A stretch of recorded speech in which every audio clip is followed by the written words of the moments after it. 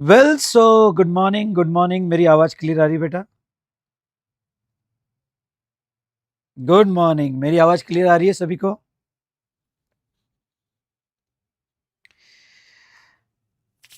Well so good morning, good afternoon and good evening to all of you. कैसे दोस्तों आप सभी लोग? आई होप आप बहुत अच्छे होंगे और मैं भी बहुत अच्छा हूँ। सो दोस्तों हमने जो है वैल्यू ऑफ सप्लाई हमने कल ही रिवाइज कर लिया, बहुत अच्छे से रिवाइज किया, आपने देख लेना। दोस्तों मैं आपको बता दूं कि ये रैपिड रिवीजन मैंने लास्ट मंथ में ही चालू कर दिया था for the student who are going to appear in January 26 examination. तो लगभग हमारे 8 to 9 सेशंस कंप्लीट हो चुके हैं और बहुत अच्छे से इस बार मैंने रैपिड रिवीजन रिकॉर्ड किया है। और मैं आपको कह दूं कि ये लाइव स्ट्रीमिंग जो चालू है इसमें मैं क्वेश्चन डिस्कशन भी आपके साथ कर रहा हूँ जो इंपॉर्टेंट क्वेश्चन है, और इंपॉर्टेंट क्वेश्चन लिस्ट जो है डिस्क्रिप्शन में मैं दे रहा हूँ।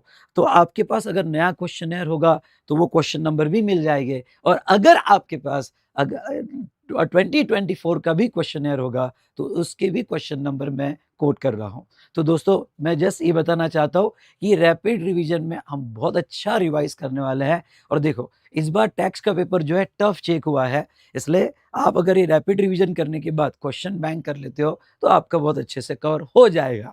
और हाँ, जो स्टूडेंट को राइटिंग प्रैक्टिस में प्रॉब्लम है, जो स्टूडेंट कुछ कॉन्सेप्ट में आज भी जीएसटी में परेशान है, उसके लिए हमने 100 आवर्स का हमारा concept plus practice fast track batch launch किया है जो 12 नवंबर से स्टार्ट होगा। सो दोस्तों मैं आपको ये कहना चाहता हूँ कि इस बार टैक्सेशन का स्टडी जो है ओके बहुत अच्छे से करना, ज्यादा से ज्यादा प्रैक्टिस करना, और जितना मॉक हो सके उतना आप ट्राई करना। तो चलिए दोस्तों आज का सेशन हम जो है स्टार्ट करते हैं। ओके, और आज के सेशन में टाइम ऑफ सप्लाई, वैसे तो हमने डिसाइड किया था कि वैल्यू ऑफ सप्लाई जो है और टाइम ऑफ सप्लाई एक साथ ले लेंगे, लेकिन कल वैल्यू ऑफ सप्लाई में कॉन्सेप्ट मैंने बहुत अच्छे से आपको रिवाइज किया और कुछ क्वेश्चंस भी लिए। ओके, तो वो क्वेश्चंस जो है डिस्कशन अच्छे से हुआ। मैं आपको एक बात कहना चाहता हूँ, सब्सिडी जो है सब्सिडी समझने में थोड़ी दिक्कत जाती है, इसलिए आप वैल्यू ऑफ सप्लाई में 2-3 बार सब्सिडी का जो कल मैंने टेबल बताया ओके वो टेबल देखना और उसके क्वेश्चन सॉल्व करने की कोशिश करना। और बहुत सी बार अगर आपको कंफ्यूजन हो तो एजम्पशन लिख के ओके सब्सिडी का प्रॉब्लम सॉल्व कर लेना है। ओके, तो चलो दोस्तों यहाँ पे ओके स्टार्ट करते हैं आज का हमारा रैपिड रिवीजन जीएसटी का। ओके, और टॉपिक रहेगा टाइम ऑफ सप्लाई। ओके, तो रेडी हो? टाइम ऑफ सप्लाई, चलिए।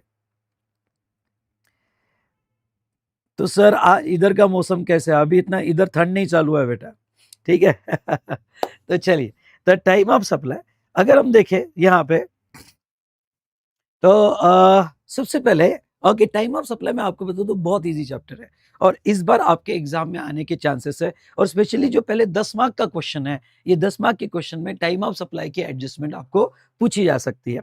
देखो कैसे आप स्टार्ट कैसे करोगे, पहले तो क्या करना, टाइम ऑफ सप्लाई ये टॉपिक स्टार्ट करने के पहले यहाँ पे ये देखना कि सॉरी यहाँ पे ये देखना कि इनवॉइस का क्या स्टेटस है। ओके, जीएसटी में इनवॉइस कैसे इश्यू होता है, क्यों? क्योंकि टाइम ऑफ सप्लाई आपके इनवॉइस पे रखा है, तो इनवॉइस का मैकेनिज्म कैसा है आपका ये पहले देखो।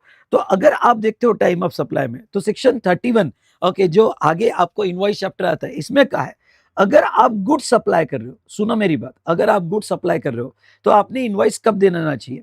तो जब आप फैक्ट्री से रिमूव करोगे, eight the time of remove, समझ लो आपने ट्रक में लोड कर दिया, तो जब आप फैक्ट्री से रिमूव करोगे गुड्स फिजिकली तो ये रिमूवल तक आपका इनवॉइस चले जाना चाहिए। यानी आपका किसी भी हालत में रिमूवल विदाउट इनवॉइस नहीं होना चाहिए। ओके, इनवॉइस अगर ये रिमूवल फॉर सप्लाई होगा, यानी आपने सप्लाई किया और इस सप्लाई के अंडर में आप रिमूव कर रहे हो, माल बेच रहे हो, सप्लाई कर रहे हो, तो इनवॉइस रिमूवल पे बना लेना चाहिए। ये इसका टाइम लिमिट दिया है गुड्स के केस में। सर ये बताओ इनवॉइस पहले बनाया तो क्या प्रॉब्लम है? पहले बनाया तो बहुत अच्छी बात है, आप विद इन टाइम हो। ओके, पहले बनाओ पर रिमूवल तक बना लो। लेकिन सर अगर इनवॉइस हमने बाद में बनाया, तो इनवॉइस बाद में बनाया तो फिर जो है आप बना सकते हो लेकिन आपके ऊपर पेनल्टी लगाई जाएगी। तो इनवॉइस विद इन टाइम कब बोला जाएगा? What is the last date of invoice बोला जाएगा? Last date of invoice is removal for supply, and आपका जो रिमूवल होगा for supply that is the last date of invoice. तो देखो वो क्या कहते हैं, registered person supplying taxable goods invoice shall be issued, invoice shall be issued before और at the time of removal of goods for supply. यानी जब आप सप्लाई कर रहे हो और उसके लिए रिमूव कर रहे हो तो रिमोल पर आपने इनवॉइस इशू कर देना चाहिए। Where supply involve the movement of goods. हाँ, लेकिन वो कहते हैं ये रिमोल की जो कंडीशन आप देखोगे, जब अगर आप गुड्स मूव कर रहे हो, मतलब आप कस्टमर प्लेस पर दे रहे हो, ओके, या फिर बायर मूव करके लेके जा रहा है, या ट्रांसपोर्टर मूव करके लेके जा रहा है, तो रिमोल तक आपका इनवॉइस चले जाना चाहिए। उसके बाद में नेक्स्ट बेटा अगर हम देखें तो डिलीवरी ऑफ गुड्स और making available thereof to the recipient in any other case. तो मैं आपको ये बता दूं कि अब कभी कभी गुड्स जो सेल होता है वो एज इज वेरीज बेसिस पे सेल होता है। एज इज वेरीज बेसिस पे जो सेल होता है, तो यहां ध्यान से सुनो कि एज इज वेरीज बेस्ट क्या होता है। जैसा देखो, ये हमारा पुणे का प्रेस्टीज पॉइंट है, और ये पुणे का प्रेस्टीज पॉइंट में ये अपने क्लासेस है, और ये किसी और के क्लासेस है, या किसी और की शॉप होगी, ऑफिसेस होगी। तो ऐसे केस में यहाँ एक बाजू में जनरेटर लगा हुआ था। अब जनरेटर तो गुड्स है तो मूवेबल है। अब ये जो जनरेटर लगा हुआ था, ओके, अब ये जो पहले यहाँ पे एक रिलायंस का ऑफिस था, अब उनका जनरेटर लगा हुआ था, अब वो ऑफिस छोड़ के जा रहे हैं, और वो ऑफिस छोड़ के जा रहे हैं, उन्होंने कहा कि भाई ये जनरेटर बेचना है। मुझे पता चला, मैंने इनका जनरेटर खरीद लिया, और सारे कनेक्शन मेरे क्लासेस में ओके शिफ्ट कर दिए। अब देखो, ओके, यहाँ पे रिलायंस वालों ने गुड्स बेचा। अब रिलायंस वालों ने जब गुड्स बेचा तो क्या ये मूव करके बेचा? क्या नहीं, जनरेटर वहीं लगा हुआ है। Okay, but as is where is basis पे बेचा, मतलब जैसा है वैसा, यानी okay, as is where is basis मतलब क्या? नो मूवमेंट, गुड्स में कोई मूवमेंट नहीं है। ओके, गुड्स में कोई मूवमेंट नहीं है। ओके, और गुड्स बेचा गया। तो बहुत सी बार ऐसे मशीनरीज की सेल होती है, बहुत सारे गुड्स की सेल होती है, तो गवर्नमेंट क्या कहती है, फिर अगर गुड्स में मूवमेंट नहीं है तो इनवॉइस कब आपने बनाना चाहिए? तो देखो दोस्तों, इनवॉइस वो कहते हैं ओके, डिलीवरी ऑफ गुड्स और making available thereof to the recipient in any other case. यानी जिस दिन डिलीवरी दे दी, तो रिलायंस ने हमने क्या जनरेटर की जिस दिन कहा कि भैया अब आपके नाम का आपकी डिलीवरी, मूवमेंट नहीं हुआ, तो उस दिन आपने इनवॉइस दे देना चाहिए। In other case done done done done, समझाओगे तो फटाफट यहाँ पे वन टाइप करो। चलो फटाफट मेरे साथ कम्युनिकेट करो। सो दोस्तों, ओके, चलो लाइक जरूर करना, और ये ज्यादा से ज्यादा शेयर करना, और जो ऑफलाइन मुझे देख रहे हैं अपनी कमेंट जरूर देना, अपना फीडबैक जरूर देना। चलिए, उसके बाद में invoice by the supplier of the services. अब सप्लायर ऑफ द सर्विसेज जो है, इसके इनवॉइस क्या, ये बहुत इंपॉर्टेंट है, समझ लो। अगर आप सर्विस दे रहे हो तो वो क्या कहते हैं, समझ लो आपने सर्विस दी, ओके, आपने सर्विस दी, तो इसका इनवॉइस कैसे? तो वो कहते हैं इनवॉइस यहां से 30 डेज में, सुनो, इनवॉइस आपका 30 डेज में चले जाना चाहिए। अब इनवॉइस आपका 30 डेज में चले जाने चाहिए का मतलब क्या होता है बेटा, बता दो। इनवॉइस 30 डेज में जा रहा है, मतलब आप पहले भी दे सकते हो, ड्यू जब सर्विस हो तभी भी दे सकते हो, लेकिन मैक्सिमम 30 डेज में जाना चाहिए। तो सर्विस के इनवॉइस के लिए उन्होंने अच्छा खासा टाइम दिया, 30 डेज। दूसरा, अगर आपकी बैंकिंग और फाइनेंशियल इंस्टीट्यूशन होगा तो 45 डेज में आपका इनवॉइस जाना चाहिए। पहले ही दे सकते हो, ड्यूरिंग भी दे सकते हो, और 45 डेज में आपका इनवॉइस जाना चाहिए। अगर ये समझा होगा तो बोलो डन डन डन डन। चलिए, तो अब इनवॉइस की प्रोविजन पे हम आते हैं टाइम ऑफ सप्लाई ये चैप्टर पे।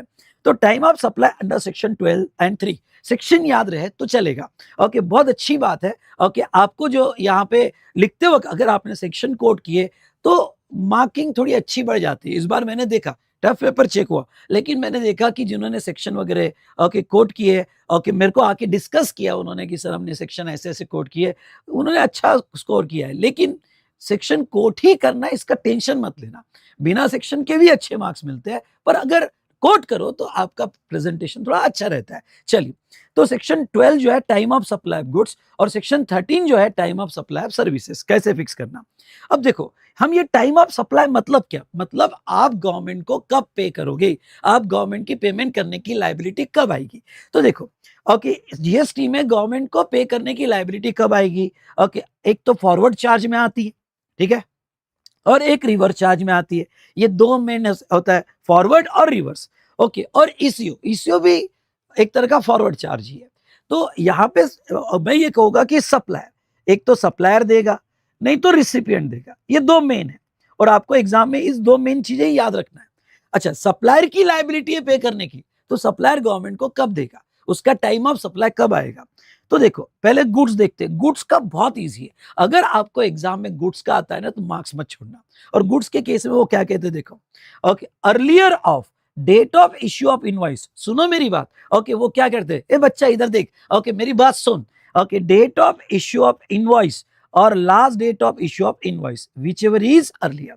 मतलब क्या, अगर तूने यहाँ पे इनवॉइस पहले दिया रिमोल के, वो रिमोल पर दिया वो, मतलब जब इनवॉइस दिया, पहले दिया तो पहले, रिमोल पे दिया तो removal, date of issue of invoice, बस आपके दिमाग में ये आना चाहिए। दूसरा, अगर तूने इनवॉइस रिमोल के बाद दिया तो फिर लास्ट डेट, और लास्ट डेट ऑफ इनवॉइस मतलब कौन सा बेटा, ओके अगर आपका लिखना होगा तो यहां लिख देना date of removal, removal okay या डिलीवरी, ओके रिमोल या डिलीवरी, वो लास्ट डेट तक ओके आपका टीओएस आएगा। समझ लो कोई बंदा है और उसने इनवॉइस बाद में दिया, तो फिर जिस दिन रिमूव किया वो उसका टाइम ऑफ सप्लाई आएगा, और जो मंथ में ये टाइम ऑफ सप्लाई आएगा उसके ड्यू डेट में आपको टैक्स देना पड़ेगा। ठीक है, एक वेरी इंपॉर्टेंट नोट, एक नोटिफिकेशन नंबर है, मैंने क्लास में आपको बहुत अच्छे से पढ़ाया था, बहुत डेप्थ में पढ़ाया था। कौन सा? Notification number 66/2017। ये क्या कहता है, अगर गुड्स होगा तो रिसीव बेसिस पे टीओएस नहीं आएगा। बोलो मेरे साथ, ओके गुड्स होगा तो रिसीव बेसिस पे टीओएस नहीं आएगा, वो दो ही फैक्टर पे आएगा। और कौन से दो फैक्टर पे आएगा? इनवॉइस और लास्ट डेट ऑफ इनवॉइस, इन्हीं दो फैक्टर पे मेरे दोस्तों आएगा, रिसीव बेसिस पे नहीं आएगा। लेकिन इसको एक एक्सेप्शन है क्या, और वो अमेंडमेंट ओके लास्ट ईयर में हुई थी। अगर आपका स्पेसिफाइड एक्शनेबल क्लेम है, अब ये स्पेसिफाइड एक्शनेबल क्लेम क्या होता है? सबसे पहले तो बता दो, गुड्स के डेफिनेशन में एक्शनेबल क्लेम आता है। अगर आपको गुड्स की डेफिनेशन याद होगी, याद है ना? बोलो बोलो फटाफट, याद है ना गुड्स की डेफिनेशन? चलिए, तो अगर गुड्स की डेफिनेशन आपको याद होगी तो वो केस में यहाँ पे एक्शनेबल क्लेम गुड्स के डेफिनेशन में आता है, लेकिन सारे एक्शनेबल क्लेम टैक्सेबल नहीं है। कौन से टैक्सेबल है? स्पेसिफाइड एक्शनेबल क्लेम ही टैक्सेबल है। अब इस स्पेसिफाइड एक्शनेबल में क्या आता है? लॉटरी, बेटिंग, गैम्बलिंग, कैसीनो वगैरह, ये गुड्स माने जाते हैं। लेकिन लॉटरी, बेटिंग, गैम्बलिंग के केस में गवर्नमेंट कहती है कि रिसिव बेसिस पे भी आएगा। मतलब क्या? मतलब वहां पे तीन चीजें ली जाएगी। कौन सी तीन चीजें ली जाएगी? राइट साइड में मैंने देखा, देखो या राइट साइड में चार्ट दिया है। ओके, आप फॉरवर्ड चार्ज में हो और आपका स्पेसिफाइड एक्शनेबल क्लेम है, तो ऐसे केस में लास्ट डेट ऑफ इनवॉइस, या sorry date of invoice, last date of invoice और date of receive whichever is earlier, ये दो लिए जाएंगे। मतलब क्या? स्पेसिफाइड एक्शनेबल क्लेम छोड़ के कोई भी गुड्स हो तो दो ही फैक्टर होते हैं, डेट ऑफ इनवॉइस और लास्ट डेट ऑफ इनवॉइस। और अगर स्पेसिफाइड एक्शनेबल क्लेम होगा तो तीनों में से विच एवर इज अर्लियर आपको लेना पड़ेगा, date of invoice, last date of invoice और डेट ऑफ रिसीव। समझा क्या आपको? अगर गुड्स का समझा होगा तो बोलो यस सर, ओके बहुत अच्छे से समझ में आया। चलो एक प्रॉब्लम लेते हैं हमारे क्वेश्चनर का।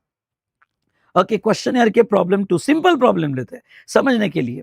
ओके, ये आपके क्वेश्चन में होगा, पर अभी स्क्रीन पे ध्यान दो, नीचे डिस्क्रिप्शन में क्वेश्चन नंबर बाद में कोट कर दूंगा, अभी पूरा फोकस जो मैं एक्सप्लेन कर रहा हूं ओके ये बता दो।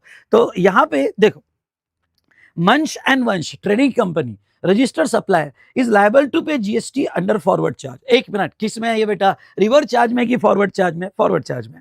It has furnish the following information, और क्या सप्लाई कर रहा है? ट्रेडिंग है, ट्रेडिंग है मतलब गुड्स ही है, सर्विस तो होगी नहीं। ओके, ट्रेडिंग वर्ड गुड्स से कनेक्टेड होता है। गुड्स आगे बोल दिया, गुड्स वेर सप्लाइड ऑन 3 अक्टूबर। तो अगर सप्लाई हुआ मतलब रिमोल, रिमोल हुआ 3 अक्टूबर को, इनवॉइस 5 अक्टूबर को और पेमेंट 9 अक्टूबर को। सबसे पहले तो गुड्स के केस में पेमेंट कोई इंपॉर्टेंट नहीं है। क्या इंपॉर्टेंट है हमारे लिए? डेट ऑफ इनवॉइस और last date of invoice. Invoice कब का है? 5 का। रिमोल कब हुआ? 3 को। तो बोलो टीओएस क्या आएगा? फटाफट टाइप करो, टीओएस क्या आएगा? दोस्तों आपका आंसर बहुत जरूरी है, क्योंकि मैं मेरे साथ फटाफट रिवाइज कर लो। तो बताओ टीओएस कब आएगा? तो आपका टीओएस आएगा 3 अक्टूबर को, क्योंकि विच एवर इज अर्लियर, तो लास्ट डेट रिमोल की अर्लियर होगा और ये डेट लिया जाएगा। अरे समझा कि नहीं समझा? बोलो यस सर। ओके चलिए, अब देखो नेक्स्ट मैं आपको ये बता दूं कि ये तो प्रॉब्लम हमने लिया। अब यहां आ जाओ, नेक्स्ट यहां, हाँ, अब गुड्स के केस में, पहले गुड्स खत्म कर देते हैं फिर सर्विस का, ठीक है? गुड्स के केस में रिवर्स चार्ज। अब सर रिवर्स चार्ज गुड्स के केस में भी एप्लीकेबल होता है क्या? यस, ओके, गुड्स के केस में भी रिवर्स चार्ज एप्लीकेबल होता है। अगर आपको पता है तो यहाँ पे रिवर्स चार्ज जो है, ओके, कैशू नट्स, बीड़ी, एपर ल्यूज, ऐसे कुछ गुड्स है, अगर वो एग्रीकल्चरिस्ट से खरीदे और रजिस्टर्ड पर्सन ने खरीदे तो वो केस में रिवर्स चार्ज, यानी रजिस्टर्ड पर्सन को यहाँ पे रिवर्स चार्ज में टैक्स देना है। क्लियर? तो अब देखो यहाँ पे, अगर कोई सप्लायर है और ये रिसिपिएंट है और ये गुड्स का सप्लाई कर रहा है, समझ लो कैशू नट्स है, कैशू नट्स है, बीड़ी, रैपर ल्यूज है, और ये सप्लाई एग्रीकल्चरिस्ट है। ओए सुन सुन सुन, ये सप्लाई एग्रीकल्चरिस्ट है और रिसिपिएंट बेटा यहाँ पे जो है ओके रजिस्टर्ड पर्सन है, तो लॉ कहता है ओके कि अगर एग्रीकल्चरिस्ट से रिसिपिएंट ने खरीदा ओके तो रिवर चार्ज में रिसिपिएंट जीएसटी देगा, रिवर चार्ज में रिसिपिएंट जीएसटी देगा। ओके तो ये कैश्यू नट्स। तो अब रिसिपिएंट कब देगा, रिसिपिएंट का टाइम ऑफ सप्लाई कब आएगा, तो रिसिपिएंट का टाइम ऑफ सप्लाई देखो कब आएगा, ओके गुड्स के केस में। अब थोड़ा यहां अप्रोच अलग लेना, यहां इनवॉइस बेस अप्रोच मत लेना। यहां वो क्या कहते हैं देखो, देखो फॉरवर्ड चार्ज में इनवॉइस बेस अप्रोच है ओके, पर रिवर चार्ज में इनवॉइस बेस नहीं है। जैसा सप्लायर है और रिसिपिएंट है तो वो क्या कहते हैं देखो, date of receipt of goods, जब इसको गुड्स रिसीव हो जाएगा वो पहली डेट, जब गुड्स रिसीव हो जाएगा वो पहली डेट। Second date of payment, recipient जब पे करेगा वो डेट, रिसिपिएंट को पेमेंट करना पड़ेगा वो डेट। अब डेट ऑफ पेमेंट में यहां दो डेट दी जा सकती है, कौन सी दो डेट दी जा सकती है, बुक एंट्री और बैंक। अब पेमेंट दो तरह से होते हैं, एक तो आपने बुक में डेबिट कर दिया ओके, और debited to bank, debited to bank. अगर आपको प्रॉब्लम में दोनों डेट दी है तो फिर उसमें से भी अर्लियर, उसमें से जो पहले हुई, तो आपको क्या लेना है, date of payment, date of receipt of goods, date of payment की दो डेट्स, और वो थर्ड क्या कहते हैं देखो, 31st day from supplier invoice, invoice basis नहीं, सप्लायर ने जो इनवॉइस दिया होगा वहां से 31st day whichever is earlier. Okay in तीनों में से विच एवर इज अर्लियर। तो ये लर्न करो ओके, ये लर्न करो, जिस दिन गुड्स रिसीव हुआ पहली डेट वो लिखो, डेट ऑफ पेमेंट वो डेट लिखो, अगर पेमेंट की दो डेट्स होगी तो दोनों लिख दो, और थर्ड जिस दिन सप्लायर ने इनवॉइस दिया, सुनना, जिस दिन सप्लायर ने इनवॉइस दिया वहां से 31st डे वो डेट ले लो। और ये तीनों में से, ये तीनों में से ये तीन हो गए या फिर चार हो गए, पेमेंट की दो डेट्स होगी तो तीन या चार ओके, जो भी हो गए उसमें से विच एवर इज अर्लियर। और भाई साहब जितने भी स्टूडेंट कनेक्टेड है समझा होगा तो बोलो yes okay sir, RCM, RCM type करो, आरसीएम का टीओएस हमें समझ में आया ओके। और अब देखो ये क्या कहते हैं, if ABC is not possible then date of entry in the books of account. समझ लो अगर आपका टीओएस इससे फिक्स नहीं हो रहा है तो जिस दिन आप बुक्स ऑफ अकाउंट में प्रोविजन कर दोगे वो डेट ली जाएगी। अगर क्वेश्चनर में okay, next question, question number 5 पे अगर आप आते हो, बहुत अच्छा क्वेश्चन है, और मैं आपको कहूंगा कि क्वेश्चन नंबर 5 जो है इसके इंपॉर्टेंट एस्पेक्ट्स आपको मैं समझा देता हूं ओके। प्रॉब्लम के कैसे पहचानना, प्रॉब्लम ऐसे पहचानना बेटा, सुनो ओके, प्रॉब्लम कैसे पहचानना मैं आपको बताता हूं। देखो यहां पे यहां पे देखो, determine time of supply of goods, सबसे पहले तो गुड्स है, for independent cases assuming that GST under reverse charge. अब वो क्या कहते हैं, अलग अलग केसेस का टीओएस फिक्स करो और ये जो है रिवर चार्ज में पेबल है। पहला केस लेता हूं, पहला केस गुड्स रिसीव हुआ ओके 1 जुलाई को, मतलब हमें पहला डेट कौन सा चाहिए था, date of receipt of goods, मिल गया 1 ओके। दूसरा date of payment by recipient, payment अगस्त 10 को किया, अब पेमेंट की एक ही डेट है तो एक ही डेट लो ओके, तो ये 1 हो गया, ये 2 हो गया। और थर्ड क्या दिया है उन्होंने, थर्ड दिया date of invoice by the supplier. क्या ये डेट लेनी चाहिए क्या, नहीं, ये डेट आपने नहीं लेनी चाहिए, यहां से 31st डे लेना चाहिए। अब ये 31st डे कैसे निकालोगे भाई, सप्लायर का इनवॉइस 29 जुलाई को है, सप्लायर का इनवॉइस 29 जुलाई को, 29 को छोड़ दो ओके, तो 30 जो ओके, तो 29 जून को है, तो 29 जून को 29 को छोड़ दो तो क्या है आपका 30 जून का एक ही दिन रहा, और आगे के 31st डे लेना है, मतलब आपका 31st डे आएगा तो आपका 29 जुलाई को 30 दिन खत्म हो जाएंगे, 30th जुलाई को आपके जो है यहाँ पे 31st डे आ जाएगा, तो मुझे ये डेट काम की है ओके। तो अब देखो क्या हुआ, ये डेट मिल गई, ये डेट मिल गई, ये डेट मिल गई, जुलाई 30। अब तीनों में से विच एवर इज अर्लियर ये आपको ले लेना है। अब देखो कभी कभी आपको क्या आएगा, ये देखो ये भी आ सकता है। अब इसमें एक और अच्छा है, थर्ड नंबर का देखो, थर्ड नंबर का अगर आप देखते हो ओके, तो जुलाई 1 कैसे आएगा, 30 जुलाई आएगा ना,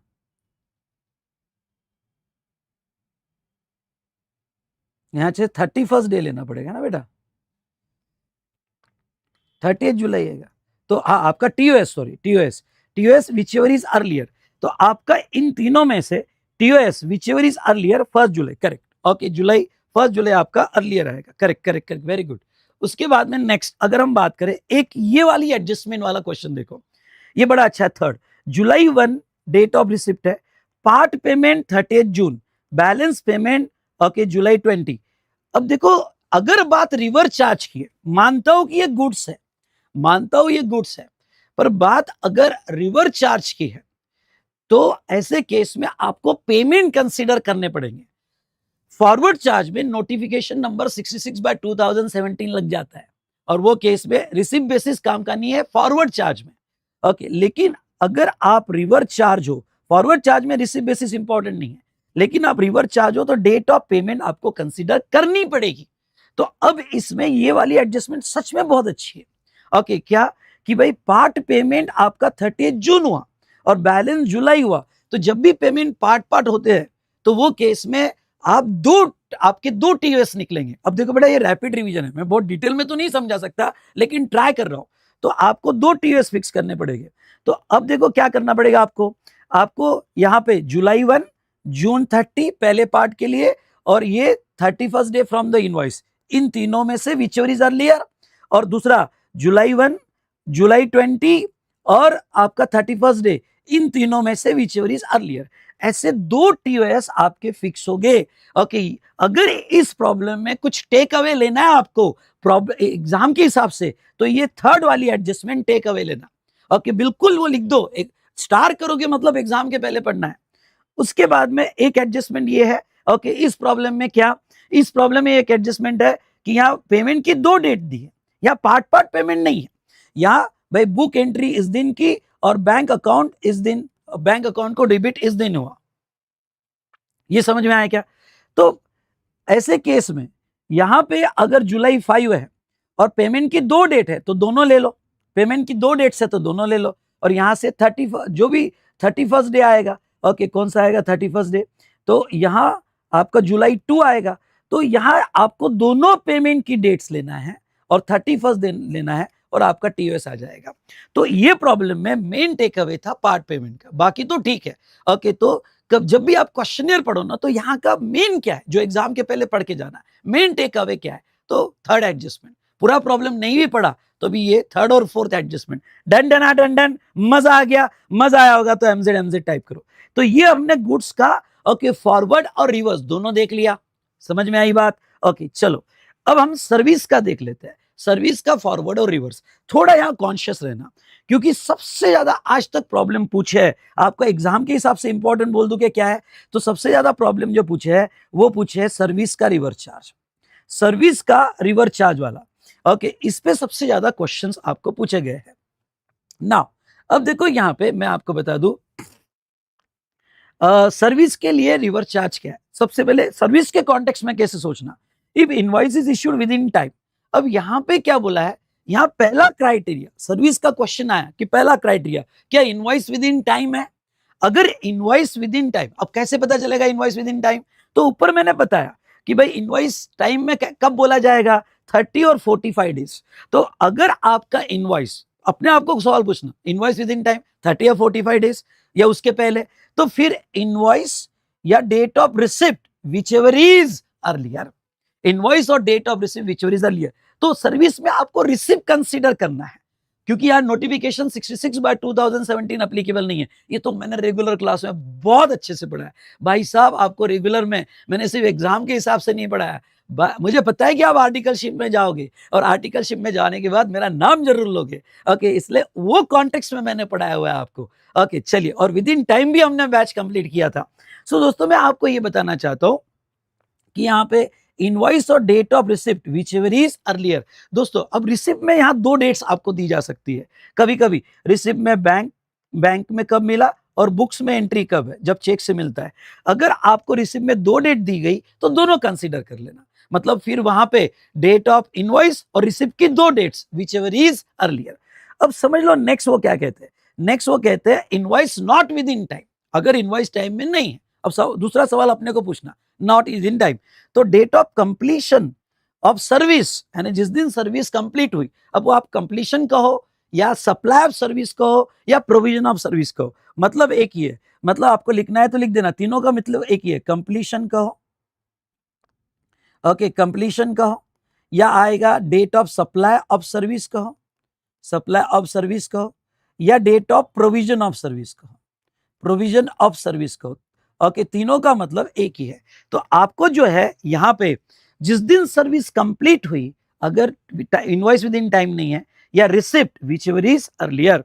और तीसरा क्या कहता है, if TOS can not be determine as per clause A के हिसाब से टीओएस डिटरमाइन नहीं हो पाया, तो उसके लिए date of recipient shows the receipt of service in his books of account, वो लिया जाएगा। चलिए, तो थोड़ा मैं आपको सोचने का तरीका बताता हूं। सर्विस के केस में आपको सोचने का तरीका कैसा रहेगा। आप क्वेश्चन नंबर 8 में आ जाओ, एक बहुत अच्छा क्वेश्चन है। ओके, थोड़ा कॉन्सेप्ट को बिल्ड करते हैं। ओके, क्वेश्चन नंबर 8 क्या कहता है, message XYZ and company, a firm of chartered accountants, screen पे ध्यान दो, अ firm of chartered accountants issued invoice for the service rendered to Mr. A। Service है, रेंडर टू मिस्टर ए है, invoice कब दिया, इनवॉइस 7 सितंबर को दिया गया, 20XX। ओके, ध्यान रखना, इनवॉइस 7 सितंबर को दिया गया। Determine time of supply in following independent cases. पहला, provision of service was completed, service complete की गई 1 अगस्त को, and payment was received on 20 सितंबर। एक मिनट, जल्दबाजी मत करना। पहला सवाल अपने आप को पूछो सर्विस में, और सर्विस में क्या पूछना है, whether invoice within time और नॉट। ओके, तो आपका कंप्लीशन हुआ कब, 1 अगस्त को कंप्लीशन हुआ, इनवॉइस 30 डेज में चले जाना चाहिए, मतलब ओके अराउंड, या आपका इनवॉइस 31 अगस्त तक चले जाना चाहिए था, लेकिन आपने इनवॉइस 7 सितंबर को दिया। अगर आपने इनवॉइस 7 सितंबर को दिया, मतलब इनवॉइस विद इन टाइम नहीं है। बस ये कंक्लूजन बड़ी इंपॉर्टेंट है, इनवॉइस विद इन टाइम नहीं है, मतलब क्या, मतलब फिर हमें क्या लेना पड़ेगा, तो डेट ऑफ कंप्लीशन और पेमेंट जिस दिन पैसा मिला, which ever is earlier. Okay, तो कंप्लीशन 1 अगस्त का है, पेमेंट 28 सितंबर को मिला, तो ऐसे केस में आपका पहला ओके टाइम ऑफ सप्लाई आएगा 1 अगस्त। लीगल प्रोविजन लिख देना, और लीगल प्रोविजन लिखने के बाद पहला टीओएस 1 अगस्त ले लो, 2 out of 2 marks, done done done done. अब देखो दूसरा क्या है, दूसरा है provision of service was completed on 14 August and payment was received on 20 सितंबर। अब देखो, आपने सर्विस कब कंप्लीट की, 14 अगस्त को कंप्लीट की।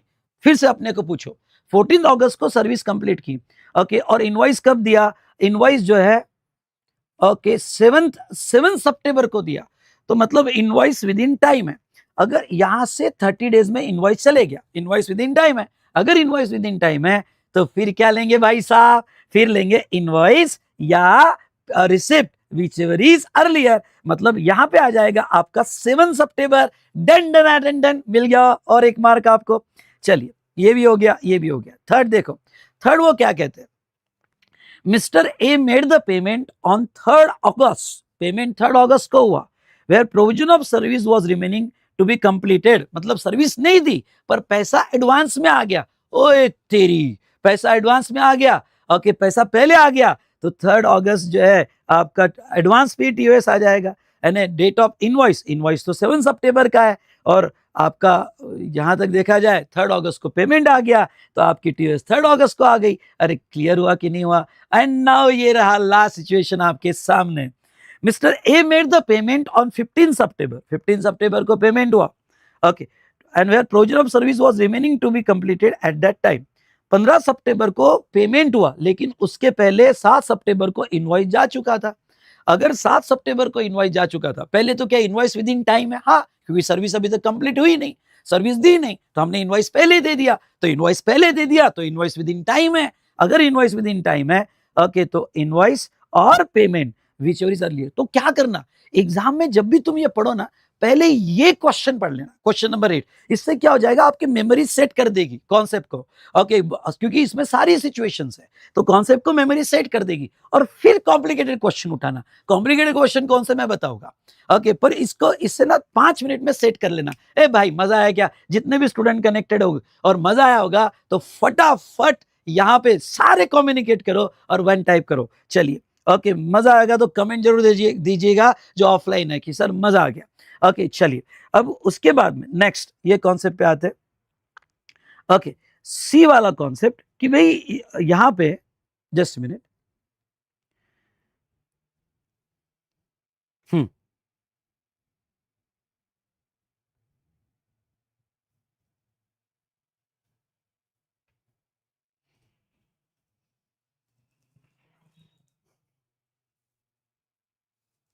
अब देखो क्वेश्चन नंबर 12 पे आ जाओ। क्वेश्चन नंबर 12 से आपको सी वाला कॉन्सेप्ट मैं समझाता हूं।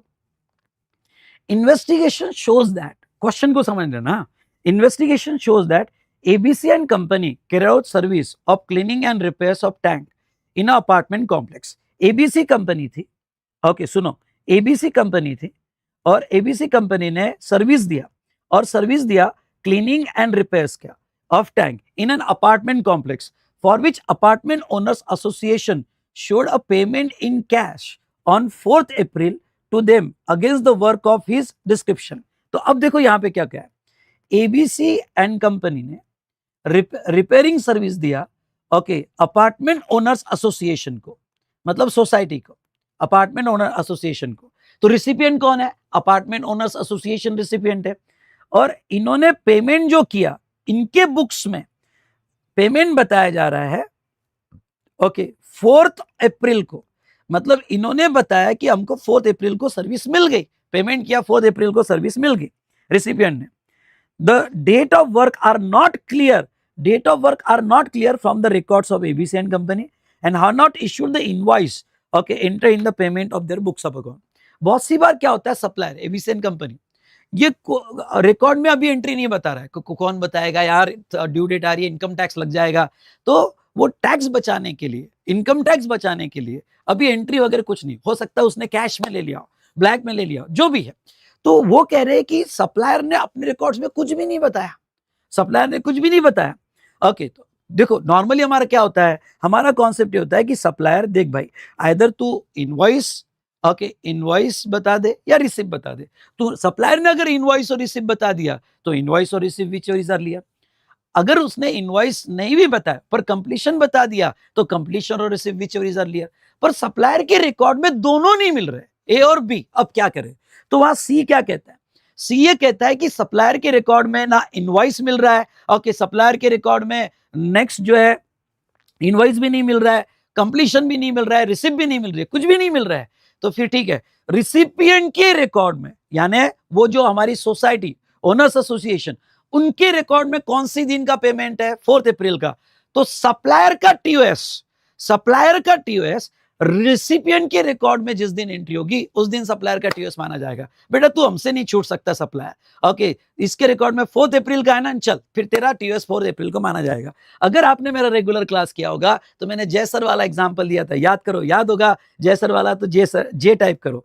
तो चलिए, ये हमने यहां पे कवर किया रिगार्डिंग टू की क्लॉज सी क्या होगा।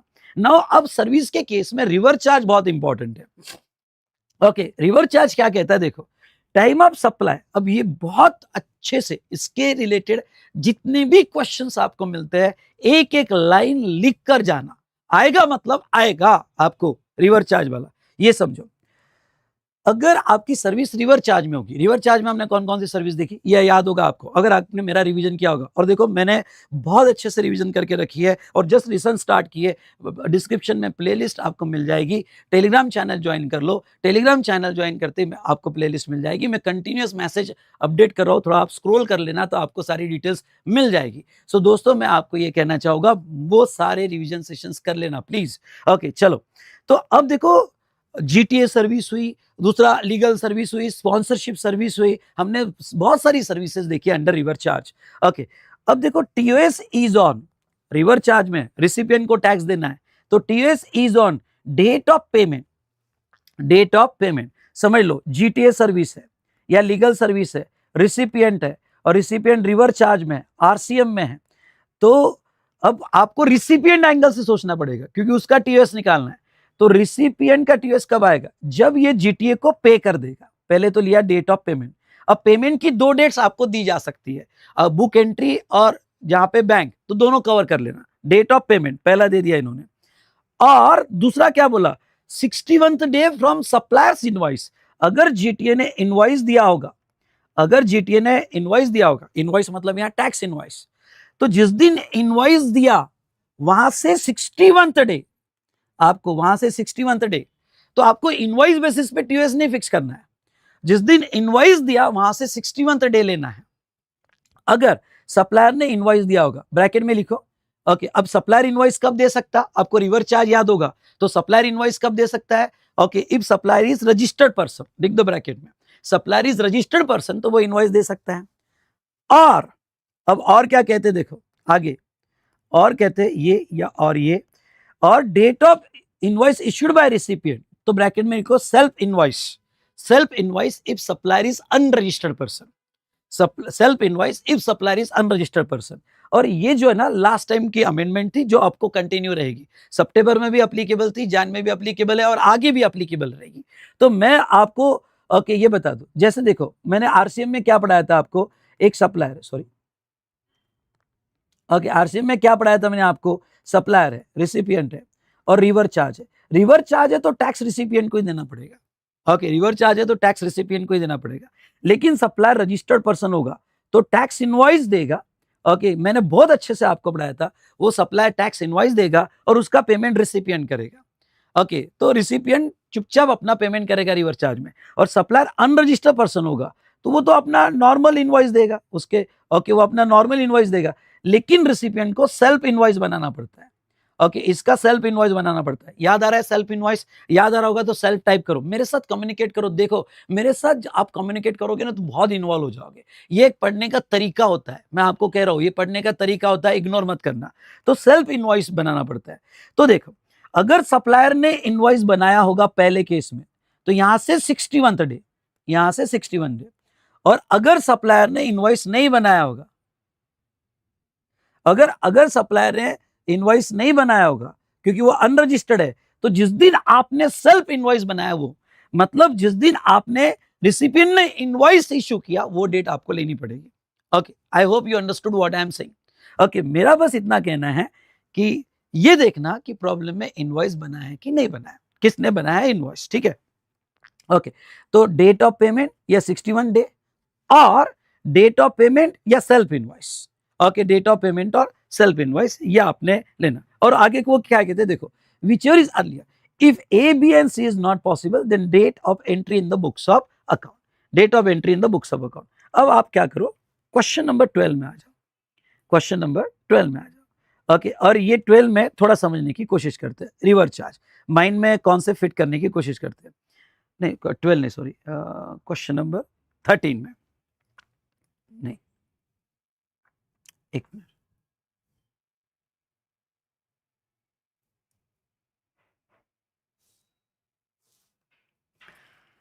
हाँ यहाँ जाओ 16 में। ये इंपॉर्टेंट क्वेश्चन है, एग्जाम के हिसाब से भी इंपॉर्टेंट है, स्टार कर देना। क्वेश्चन नंबर 16 कबीरा वाला क्वेश्चन आपको मिल जाएगा। अब देखो यहाँ पे answer the following questions independently, इसमें ए और बी तो बहुत अच्छे से समझ लो। ए क्या कहता है और आपको क्या निकालना है, आपको नीचे निकालना है person liable to pay tax और टाइम ऑफ सप्लाई। अब देखो वो क्या कहते हैं, Kabira industries limited engage in the service of transport for road. तो जीटीए कौन हुआ, चलो साइड में स्क्रिबल करो, जीटीए कौन हुआ, यहाँ जीटीए ओके जीटीए कबीरा जो है, कबीरा जीटीए हुआ, स्क्रिबल करो मेरे साथ, स्क्रिबल करो, जीटीए हुआ। Transporter of road Kabira industry limited engage in the service of transport of road, transport of consignment on 17 June, ठीक है।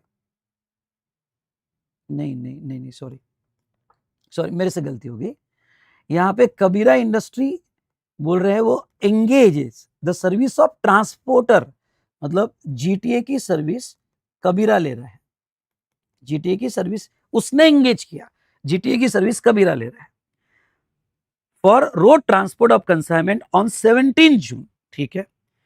Made advance payment for transport on the same date, Kabira ने उसको payment कर दिया, okay advance payment कर दिया, और payment कब किया, 17 जून को, ठीक है।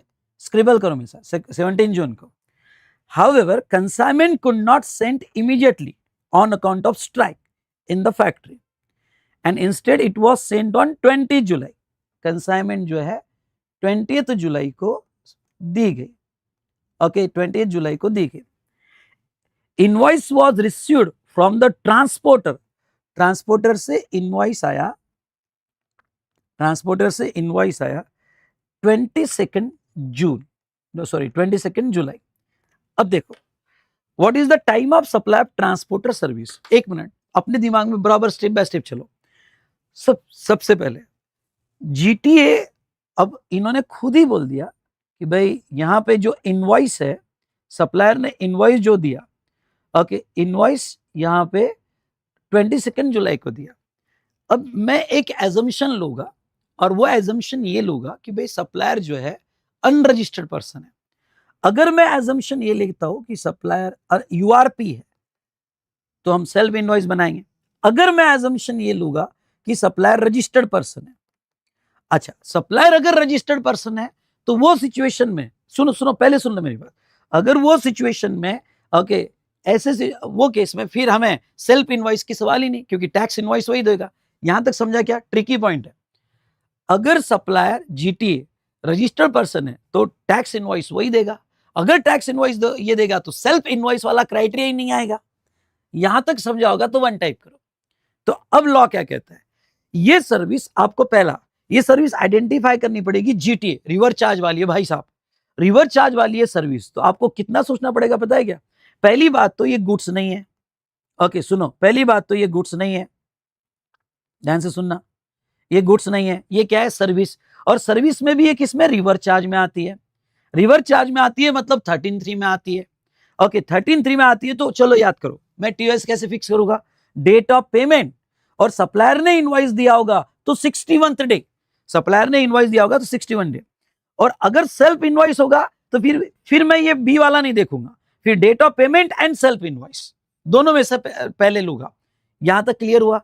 तो आपको तीनों एक साथ लगाने नहीं है, आपको तीनों एक साथ लगाने नहीं है। अगर सप्लायर ने इनवॉइस दिया तो पहले दो, ओके, सप्लायर ने इनवॉइस नहीं दिया तो पहला और तीसरा, सेल्फ इनवॉइस की डेट लेना है आपको। चलो, आपको मेरी बात समझ में आई होगी।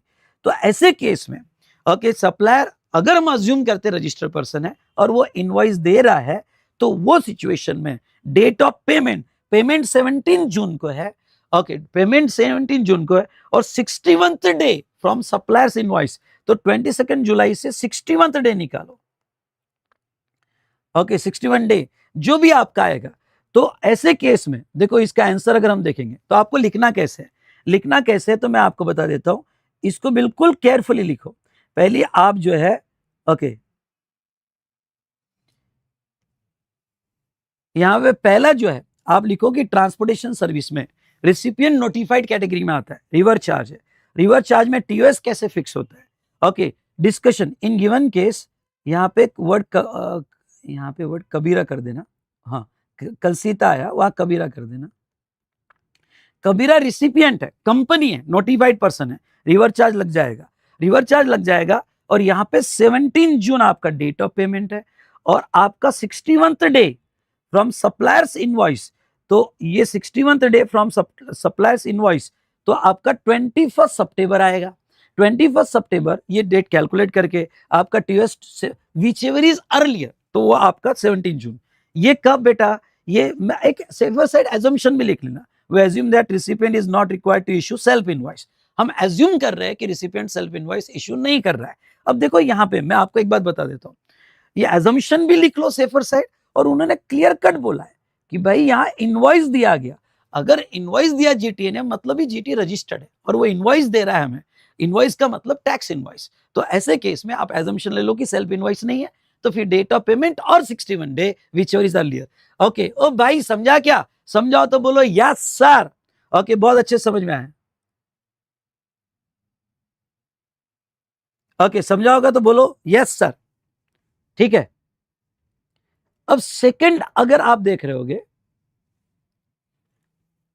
बी क्लॉज देखो। ओके, बी क्लॉज देखो, a firm of advocate issues invoice for service to ABC limited on 17 Feb। Advocate firm है, ओके, एडवोकेट फर्म है, issue the invoices of services to ABC limited on 17 Feb। ठीक है, तो invoice दिया गया 17 Feb को।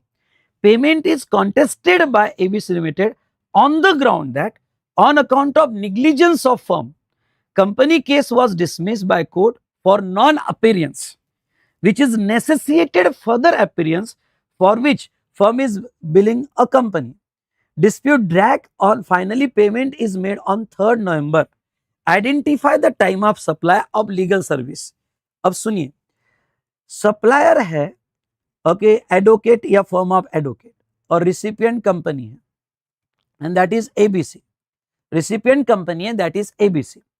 अब देखो इसमें क्या हुआ, इसमें सप्लायर ने जो है ओके एडवोकेट ने 17 फेब को इनवॉइस दे दिया था, 17 फेब को यहां पे इनवॉइस दे दिया था, पर उसको पेमेंट कब आया, पेमेंट जो आया वो 3rd नवंबर का है, क्योंकि लिटिगेशन में गई। अब पहली बात तो आपको क्लिक होना चाहिए कि रिवर्स चार्ज है, okay legal service business entity को सर्विस दे रही है, तो पहला पॉइंट आपका यह आना चाहिए कि भाई ये रिवर्स चार्ज में आती है। दूसरा, रिवर्स चार्ज में आपका टीओएस कब आएगा, तो रिवर्स चार्ज में आपका टीओएस जो आएगा डेट ऑफ पेमेंट और 61 डे अगर सप्लायर रजिस्टर्ड होगा तो, और सप्लायर रजिस्टर्ड नहीं और हमने सेल्फ इनवॉइस बनाया होगा तो डेट ऑफ सेल्फ इनवॉइस। तो अब यहां पे देखो, तो यहां date of in given case date of payment 3rd नवंबर comes after 61th day from supplier's invoice. अब देखो वो क्या कहते हैं, सप्लायर इनवॉइस कब गया, 17 फेब को गया। अगर सप्लायर इनवॉइस 17 फेब को गया तो वहां से 61 डे क्या होता है, तो वहां से अगर आप कैलकुलेट करोगे, थोड़ा मैं यहाँ कैलकुलेशन डायरेक्ट बता रहा हूं आपको क्योंकि हमारे पास लिमिटेड टाइम है, ओके। तो वहां से अगर आप कैलकुलेशन करोगे तो आपका 61th डे जो आएगा वो 19 अप्रैल को आएगा, ओके 61th डे आपका 61th डे 19 अप्रैल को आएगा, और डेट ऑफ पेमेंट 3rd नवंबर है। तो बेटा हमें क्या लेना है, लेना है 61 डे और date of payment whichever is earlier, तो यहाँ 19 अप्रैल आपका जो है यहाँ पे टाइम ऑफ सप्लाई आएगा। अब दोस्तों मैं आपको ये बता दूं, यहाँ एक सेफर साइड एजम्पशन ऑलवेज डाल देना, ओके एजम्पशन डाल देना कि we assume that okay recipient has not issued the self invoice, supplier is unregistered person, sorry we assume that supplier is registered person and recipient has not issued the self invoice, okay ये assumption डालने से आप safe रहोगे।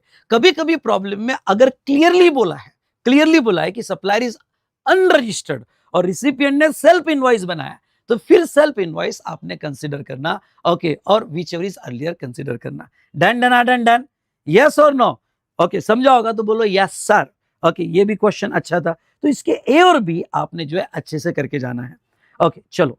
अब उसके बाद में next, ये तो कॉपीराइट वाला, ये भी अच्छा क्वेश्चन है, क्वेश्चन नंबर 17 टिक कर दो, ओके रिवर्स चार्ज कॉपीराइट वाला।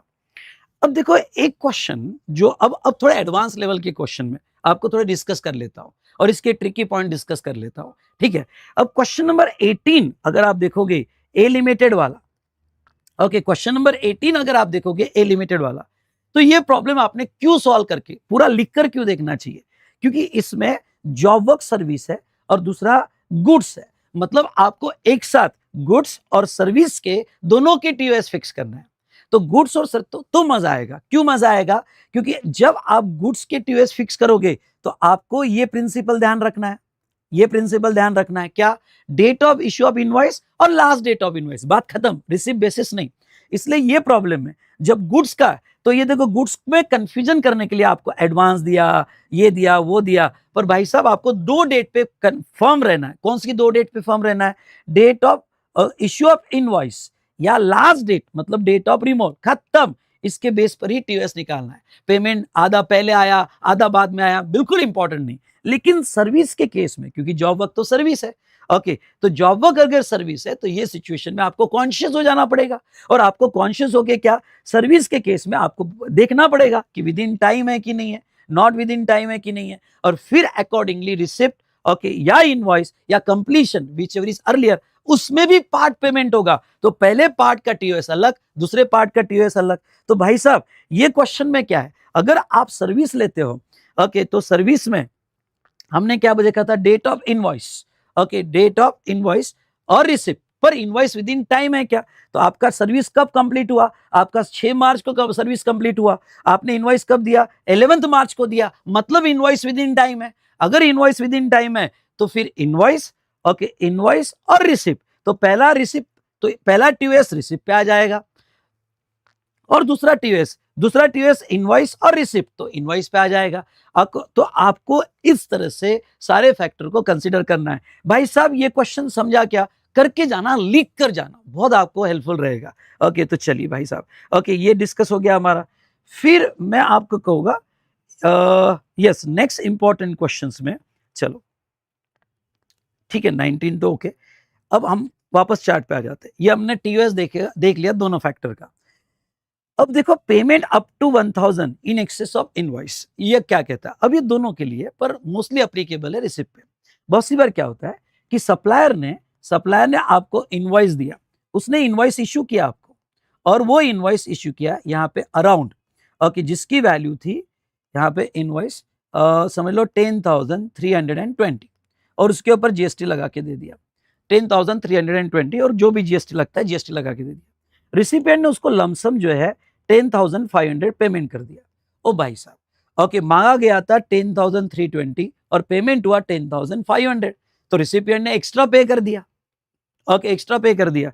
तो लॉ क्या कहता है, अगर सप्लायर को इनवॉइस से ज्यादा पेमेंट आया अप टू ₹1,000, जो उसने मांगा नहीं था पर एक्सेस आया रिसिपिएंट से, जो उसके बुक्स में एडवांस है, तो ऐसे केस में अगर अमाउंट अप टू 1000 होगा, इन एक्सेस ऑफ इनवॉइस मिला होगा, तो सप्लायर अगर चाहे तो उसका time of supply okay advance पे ना क्रिएट करते हुए जब नेक्स्ट इनवॉइस इशू करेगा ना, तो नेक्स्ट इनवॉइस इशू करते वक्त भी उसका टीओएस क्रिएट करता है। मतलब उसका जीएसटी एडवांस पे ना देते हुए जब नेक्स्ट इनवॉइस में एडजस्ट करेगा तब भी दिया तो भी चलेगा, पर ये बेनिफिट सिर्फ अप टू 1000 है।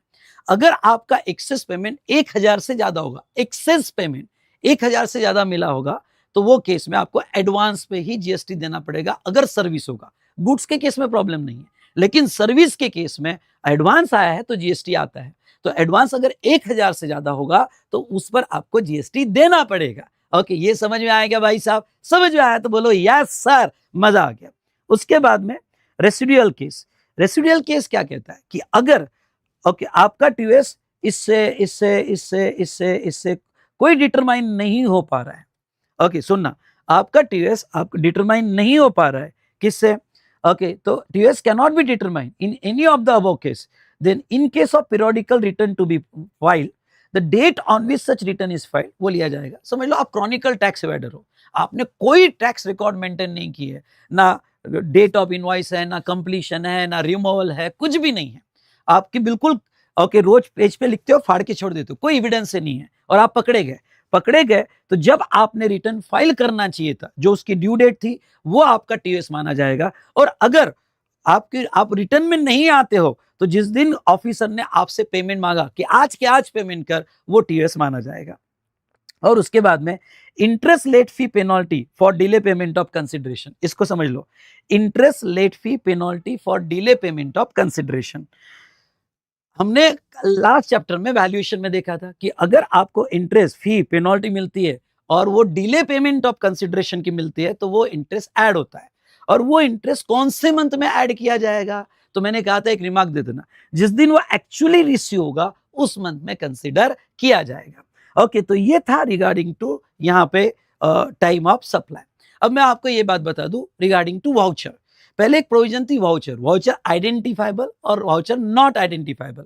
अगर वाउचर आइडेंटिफाइबल होगा तो date of issue of voucher TOS होता है, और अगर वाउचर नॉट आइडेंटिफाइबल होगा तो now date of redemption of voucher. लेकिन यहाँ पे एक सीबीआईसी का सर्कुलर आ गया है और उन्होंने कहा कि आरबीआई रूल के हिसाब से वाउचर जो है, अगर वो यहाँ पे आरबीआई नोटिफाइड वाउचर हो गए तो वाउचर पे जीएसटी नहीं आएगा, और other than RBI notified voucher हो गए तो वो एक्शनेबल क्लेम माना जाएगा। एंड मतलब एट एनी कॉस्ट वाउचर पे जीएसटी नहीं आएगा। इसलिए जो वाउचर वाला जो पार्ट है टीओएस का, अब वो इररिलेवेंट हो चुका है, वो कोई काम का नहीं, क्योंकि वाउचर पे जीएसटी नहीं आता है। ये सीबीआईसी सर्कुलर ने क्लियर कर दिया है। तो वाउचर वाला आपने ओके नहीं भी पढ़ा तो भी चलेगा, क्योंकि अब वाउचर पे जीएसटी नहीं आता है। तो ये कॉन्सेप्ट हमने यहाँ पे देखे। अब मैं आपको एक और कॉन्सेप्ट पढ़ा देता हूं, और वो है एसोसिएटेड एंटरप्राइजेस। अब ये एसोसिएटेड एंटरप्राइजेस क्या होता है बता, देखो, associated enterprises shall have same meaning as assign under section 9, मतलब रिलेटेड पार्टी, होल्डिंग, सब्सिडरी, ये एसोसिएटेड एंटरप्राइजेस माना जाएगा। अब लॉ क्या कहता है, देखो, अगर आपका सप्लायर इंडिया के बाहर है और आपने सर्विस इंपोर्ट की, अब भाई साहब अगर आपने सर्विस इंपोर्ट की और सप्लायर इंडिया के बाहर है, तो वो केस में आपका टीओएस कैसे होगा, मतलब रिवर्स चार्ज आता है इंपोर्ट सर्विस पे या आरसीएम में आता है। अगर ये आरसीएम में आता है तो ऐसे केस में आपका टीओएस कैसे होगा? तो सर्विस है, आरसीएम में है, तो आपका होगा ओके यहाँ पे डेट ऑफ पेमेंट। ओके आप क्या लोगे? Date of payment. ओके तो यहाँ पे अब देखो एसोसिएटेड एंटरप्राइजेस होगा तो वो क्या कहते हैं? Where supplier of service is located outside India, the time of supply shall be date of entry in the books of account और रिसिप्ट ऑफ पेमेंट, या फिर date of payment whichever is earlier. Okay whichever is earlier. और यहां अगर normal होगा तो वो cover नहीं होगा। अब थोड़ा इसको मैं प्रॉपरली अरेंज करके देता हूं, डायग्राम देखना। डायग्राम में क्या है? पीक्यूआर है और इंडिया का बंदा है, इंपोर्ट सर्विस है, आरसीएम में आएगा। लेकिन पहले केस में वो एसोसिएटेड एंटरप्राइजेस नहीं है, विदाउट एसोसिएटेड एंटरप्राइजेस है वो यहाँ पे। ओके जो सर्विस इंपोर्ट कर रहा है ओके तो वो इंडिपेंडेंट बनता है। और दूसरा ABC limited holding company India में एक्सवाइजेड है और ये एसोसिएटेड एंटरप्राइजेस है। अब दोनों में डिफरेंस समझ लो। अगर आप एसोसिएटेड एंटरप्राइजेस नहीं हो तो फिर जो नॉर्मल वे में आप टीओएस फिक्स करोगे क्या? तो date of payment, okay payment में बुक एंट्री या बैंक डेबिट, और डेट ऑफ सेल्फ इनवॉइस। अब सर यहाँ सेल्फ इनवॉइस क्यों लिया आपने? क्यों? क्योंकि सप्लायर बाहर है, सप्लायर बाहर है तो अनरजिस्टर्ड ही होगा। अगर वो अनरजिस्टर्ड होगा तो आपको यहाँ सेल्फ इनवॉइस बनाना ही पड़ेगा। ओके यहाँ सेल्फ इनवॉइस बनाना ही पड़ेगा क्योंकि सप्लायर बाहर है, वो तो जीएसटी में रजिस्टर्ड नहीं, वो अपने नॉर्मल बिल दे रहा है, तो हमें सेल्फ इनवॉइस बनाना पड़ेगा। तो आप यहाँ 61 डे से ज्यादा डेट ऑफ सेल्फ इनवॉइस वाला कॉन्सेप्ट आएगा। ये समझा क्या? ये समझा होगा तो वन टाइप करो। ओके लेकिन अगर अब लॉ क्या कहता है? लॉ ये कहता है कि आप एसोसिएटेड एंटरप्राइजेस होगे। सुनो, अगर आप एसोसिएटेड एंटरप्राइजेस होगे तो फिर आपका टीओएस हम कैसे फिक्स करेंगे? Date of entry in the books of account of the recipient और date of payment which is earlier. फिर हम ये सेल्फ इनवॉइस एंड 61 डे नहीं, जिस दिन तुम अपने बुक्स में, क्योंकि तुम्हारी कंपनी से ले रहे हो, तो जिस दिन अपने बुक्स में आप सर्विस की एंट्री कर दोगे, वो जाने दो यहाँ पे कि 61 डे फ्रॉम सप्लायर इनवॉइस या सेल्फ इनवॉइस, फॉरगेट इट। जिस दिन अपने बुक्स में आपने बुक्स में प्रोविजन कर दिया या date of payment whichever is earlier, तो एसोसिएटेड एंटरप्राइजेस के केस में इस तरह से लिया जाएगा। तो ये जो हमने एक कॉन्सेप्ट देखा एसोसिएटेड एंटरप्राइजेस वाला देखा था। ओके तो टीओएस इन रेसिडुअल केस वगैरह। अब देखो इसके आगे कोई इंपॉर्टेंट होगा तो मैं बता देता हूँ, जो आपने एग्जाम के हिसाब से पढ़ के जाना चाहिए। तो नहीं, बस मैं यही कहूँगा कि क्वेश्चन नंबर 19 एक अच्छा क्वेश्चन है। ओके ये गुड्स और सर्विस का, इसको पढ़ के चले जाना। सो दोस्तों इस तरह से हमने टाइम ऑफ सप्लाई कंप्लीट किया विथ क्वेश्चन डिस्कशन। कभी कभी देखो क्वेश्चन डिस्कस करते वक्त सारे फैक्ट्स, क्योंकि मैं अभी स्पीड में हूं तो सारे फैक्ट्स को अरेंज करना पड़ता है। तो मैंने जब क्वेश्चंस पढ़ा और आपके साथ डिस्कस किया तो फिर उसको अरेंज करके दिया कि सो दैट अपने लिमिटेड टाइम में आपको बहुत अच्छे से समझ जाए। तो जितने क्वेश्चंस मैंने डिस्कस करने थे आपके साथ डिस्कस कर लिए, और इंपॉर्टेंट क्वेश्चंस की लिस्ट आपको डिस्क्रिप्शन में मिल जाएगी, और डिस्क्रिप्शन में आपको वो क्वेश्चन अच्छे से करके जाना है। और आज के सेशन में मैंने आपको बोला कि कुछ क्वेश्चंस लिख के जाना है, मतलब लिखना, अब भी क्लास के बाद पढ़ना और लिख लेना। और इस तरह से हमारा ये टॉपिक टाइम ऑफ सप्लाई खत्म हुआ। और इस बार अगर इस पे क्वेश्चन आए तो मार्क्स मत छोड़ना। Done done done done. I hope आपको जो है ये रिवीजन बहुत अच्छी लग रही होगी। हमने अभी ये जो लगभग है, मुझे ऐसा लगता है कि आज का सेशन जो है यहाँ पे हमारा रैपिड रिवीजन का 11 नंबर का सेशन है। ओके मुझे 11th होगा या जो भी होगा देख लेना। तो इतने अच्छे से हमने बहुत अच्छे से रिवाइज कर लिया है। सो चलिए दोस्तों ओके मिलते हैं। ओके और मुझे कमेंट करके बताओ नेक्स्ट चैप्टर रिवीजन के लिए आपका कौन सा चाहिए, आपको कौन सा चाहिए कमेंट करके बताओ। ओके तो जो ऑफलाइन स्टूडेंट देखेंगे कैसा लगा रिवीजन ये भी बताना, और नेक्स्ट चैप्टर आपको कौन सा चाहिए ये भी बताना। चल डन। तो we are done with time of supply. Thank you so much. Good day, good night to all of you.